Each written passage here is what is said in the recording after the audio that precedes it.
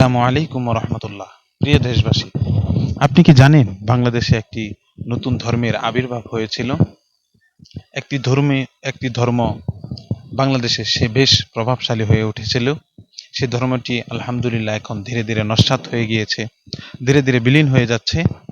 হ্যাঁ, চলুন সেই ধর্মের নামটি জানি। সে ধর্মের নামটি হচ্ছে আওয়ামী লীগ ধর্ম। সেই ধর্মের প্রভু হচ্ছে শেখ মুজিব। সেই ধর্মের একজন মহিলা নবী আছে, তার নাম হচ্ছে শেখ হাসিনা।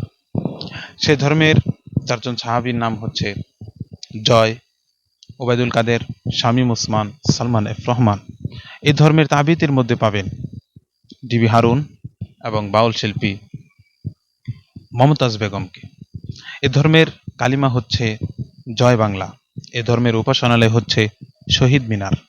প্রিয় দেশবাসী, বর্তমান চলমান পরিস্থিতিতে আমাদের প্রধান উপদেষ্টা ডক্টর ইউনূসকে, তার প্রতি আমরা আকুল আবেদন জানাই, সে যেন এই ধর্মকে গোড়া থেকে উপড়ে ফেলেন এবং এই ধর্মটাকে যেন সে তার হাতে বিলীন হয়ে যায়, সেই প্রত্যাশা রাখছি তাদের প্রতি।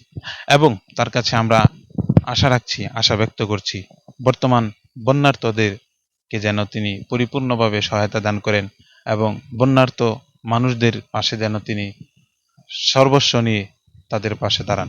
আসসালামু আলাইকুম ওয়া রাহমাতুল্লাহি ওয়া বারাকাতুহু।